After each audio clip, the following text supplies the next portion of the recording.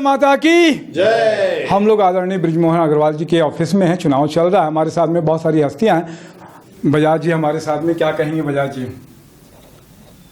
चुनाव का अंतिम दौर चल रहा है। आज प्रचार भी थम गया है, लेकिन कार्यकर्ताओं में उत्साह और तेजी से बढ़ा है और लोगों में जो जुनून है कि इस बार बदलबो बदलबो बदलबो ए धरी कांग्रेस सरकार ला बदलबो, ये जो जुनून है चुनाव के अंतिम दौर में दृष्टिगोचर हो रहा है। बहुत अच्छी बात है। चुनाव संचालक डॉक्टर विमल चोपड़ा जी क्या कुछ कहेंगे? देखिए, भारतीय जनता पार्टी पूरी ताकत के साथ सरकार बनाने के लिए लड़ रही है और सरकार बन रही है। रायपुर दक्षिण में जिस प्रकार का आतंक का माहौल एजाज ढेबर और अनवर ढेबर ने फैलाया है, उसका अंत निश्चित है। और रायपुर को जिस प्रकार से गड्ढापुर चाकूपुर बना दिया गया है, उससे मुक्ति के लिए जनता तरस रही है। वो बृजमोहन अग्रवाल जी को चुनेगी और भूपेश बघेल की सरकार का अंत करेगी। मोहन आंटी जी हमारे पास में, क्या कहेंगे सर?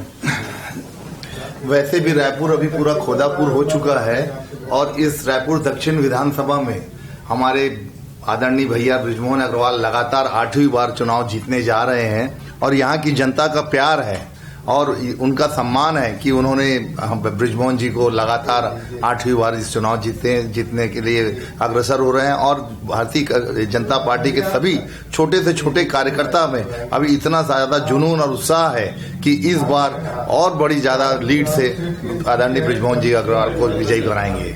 डॉक्टर राज साहब हैं, क्या कहेंगे डॉक्टर राज? देखिए, भूपेश बघेल ने पूरा छत्तीसगढ़ को ठगा है और छत्तीसगढ़ की जनता जान चुकी है कि जो ठगेस है। अब ए धरी बदलवो बदलवो बदलवो का कहावत बिल्कुल सच हो रही है। हर मतदाता और कार्यकर्ता ने ठान लिया है कि इस बार भारतीय जनता पार्टी की सरकार बनाना है और 2/3 बहुमत से भारतीय जनता पार्टी की सरकार बन रही है। माननीय बृजमोहन अग्रवाल जी 7वीं बार भी चुनाव जीते, 8वीं बार भी चुनाव जीतने जा रहे हैं। जिस प्रकार विराट कोहली जो नया इतिहास रच रहा है, वैसा बृजमोहन अग्रवाल भी एक नया इतिहास रचने जा रहे हैं। बहुत अच्छी बात है। तो इतिहास है, आज मैच भी चल रहा है न्यूजीलैंड भारत का और इसमें बड़े रिकॉर्ड बन रहा है। हमारे साथ में सालिक भैया भी हैं। सालिक भैया क्या कुछ कहेंगे? दक्षिण विधानसभा में अकेले बृजमोहन जी चुनाव नहीं लड़ते, यहाँ जो हजारों की संख्या में जो कार्यकर्ता हैं वो भी स्वयं अपने आप को बृजमोहन जी मान करके चुनाव लड़ते हैं।